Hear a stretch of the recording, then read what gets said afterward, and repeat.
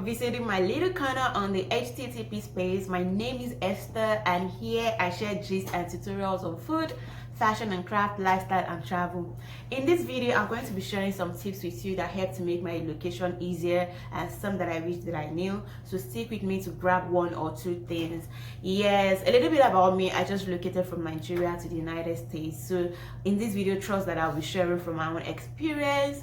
Also, guys, I want to appeal to you, so please and please and please and please subscribe to my channel. The subscribe button is down there, so just please hit the subscribe button, subscribe to my channel, help to encourage me, support me. Welcome back to my channel. So number one on my list is to learn a vocational skill. Try to grab one skill or the other before you relocate. You can learn fashion designing, you can learn hair making, you can even learn, if it's how to cook, yeah, learn it in a professional way, baking, pastry making, food making for events and all of that. So all of those things are very important to serve as a means of income for you here before you get a job, and also double as a side also, you know, a means of any extra income when you eventually get a job. Because trust me, the first few months you don't want to be spending so much of the local currency you brought here. You imagine spending all your naira in dollars and all of that. So guys, as much as you can, try to learn something. Okay, so tip number 2 on my list is to invest as much as you can in skincare products. Yes, you want to do that. So for ladies, especially with sensitive skin like I have, I would advise that you buy as many batches of your skincare products that you already know works for you to come along with. Except you have made your research and you're sure that those products are available in the United States, I would advise that you buy as many batches that can even last up to a year to bring it. You don't want to come here and start experimenting with different products and end up damaging your skin that you've already taken so much to work on. So buy as much of those as you can carry, except you are planning to turn to a DIY queen like myself and start making your own skincare products. If not, just invest in those skincare products, bring them with you, and you know, you have lesser things to worry about. Another thing I think you should invest your money in is in purchase of a lot of hair extensions like crochet wigs, even crochet products, so that you know you can easily make them yourself, because making hair here is really expensive, it's really pricey. So just like I said, you in the first few months you're still trying to settle down and all of that, you might not have so much money to be spending on some things. So as much as you want in the first few months, you want to avoid so many costs as you can. So get your crochet pin, get your crochet wigs, or the hair extension that you can fix yourself. Get as much wigs as possible. So that is really very important. Tip number four is to, ahead of time, understand the location you're moving into.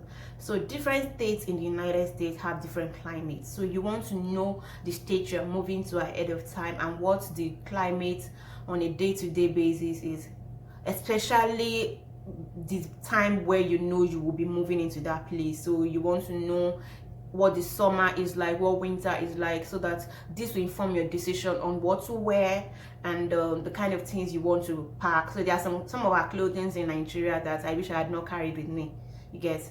Even though my friend eventually managed to like take out a lot of them, but I still carried some I wish that I didn't carry, because up to now I've not used any of them.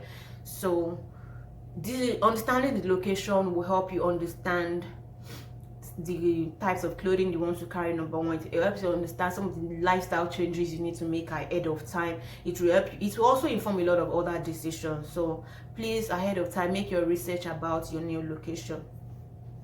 Apart from knowing ahead what your new location is like in terms of weather, you also want to know what the transportation system is like.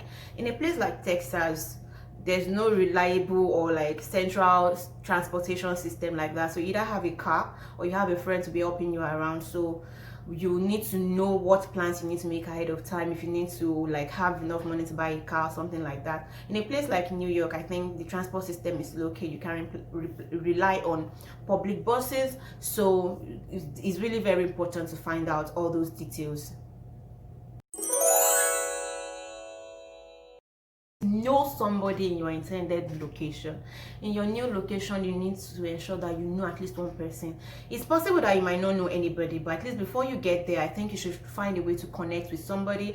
Amongst your friends, there should be somebody that knows somebody or somebody that knows somebody, or just go on social media and try to, also be careful as you try to link up with people, maybe in terms of cash and all of that, so they don't swindle you.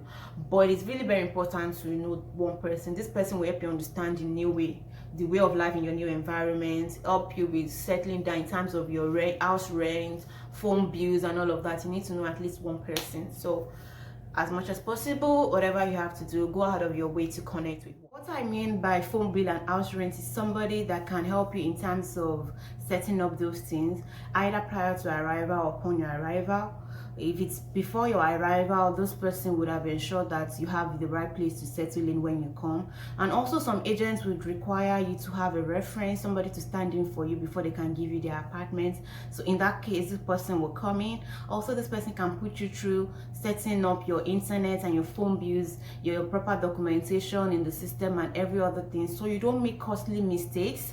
So it's really important that you have this one person, and so just try to go out of your way to connect with somebody. Two is about food. Yes, especially for foodies like me. So you want to carry as much food items as you can carry. Just like I said, for the first few months of your relocation, you don't want to be spending your naira that you have converted to dollars on so many unnecessary things. So make sure that you bring a lot of food, especially the dry food, like dry vegetables, dry crayfish, beans, rice. So in my own case, I wish I had carried enough beans. Yes, I wish I had carried enough beans. I had vegetables, I had crayfish and everything. And at the airport, there are some of your products that you need to know how to package them, or else they will seize them. Like in my own case, they seized my gala product, they seized noodles, they seized, I had this dried momo. Yeah, that's dry beef skin. They seized that, but I know that some people manage to sneak them in. So you should know how to pack your things, or you just don't bother about those things. You bother more about the rest of the dry food. So pack as much as you can of those ones that can last a little bit, like say like 3-4 months, till you settle down a bit and get a job that can sustain you. So you want to also carry palm oil. You might not bother with yam because now it's going to make your weight, your load very heavy. And when you're packing your food, please don't even bother to use a box. Just use a Ghana must go or a sack to reduce the weight of the whole thing, because by the time they weigh it, it's just going to go overweight, and you don't want to be paying for extra luggage like that. So in my own case, at the airport, I had to push out everything to move them into a sack. So as much as possible, use a sack, pack your food, pack as much dry food that you can. That's very, very important. Carry as much dry food, carry enough vegetables, enough crayfish. I had pepper soup spice. I know some people used to say that your powder products, they might dispose them, all of that, but in my own case, they didn't. They saw them and they didn't dispose. For palm oil though, I was able to disguise it in a way. So that, like I said, you should know how to package. If you have people that have experience in all those packing things, you want to be their friends and consult them at the time you're traveling. So next on my list is clothing. I know I've entered a bit about it in the other tips, but the reason why I'm angry on this separately now is because, like I said, the kinds of clothing you will pack depends on where you're moving to.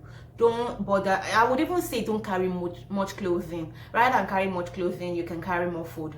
In my own case, most of the clothes I brought here, I've not really worn them. I've been buying new clothes. So if you, as much as you can, except you're a party rider, then you might want to invest in some African wax fabrics, like that's Ankara. You can either have them sewn over there, or you bring as much Ankara as possible to get a tailor around there. Though that might not be easy. So if you can have them sewn before you leave, so you can bring them. In my own case, I wish I had brought a lot of Ankara fabrics, because now that I'm having to ship them, I'm paying so much for them. So please, that's something you want to invest in. And like I said, the weather wherever you're going to also determines if you will eventually need all those clothes or not. So also in terms of if you want to even eventually wear Ankara, the kinds of styles you want to sew, your new location will determine. So all of those things are the reason why you need to consider your clothing. In my own case, I would say carry less clothing, carry more food, hair extensions, skincare products, and the others.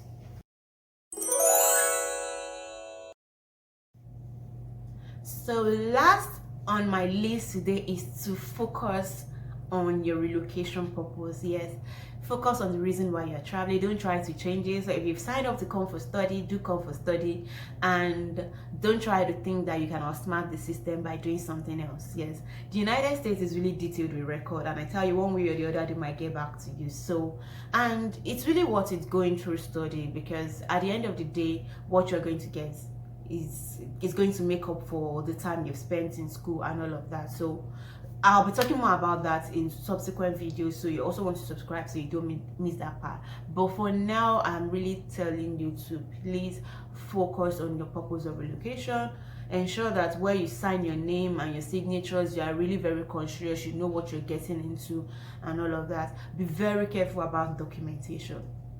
So guys, that's all for today. I hope that you grabbed one or two things. Like I said earlier, please do not forget to subscribe to my channel, hit the notification bell so you don't miss out on any of my videos, and drop your comments if you have questions. Drop your comments and I'll sure to respond to them. So till I come your way again next time, thank you so much for hanging out with me today. Stay blessed, stay loved, stay happy. Bye.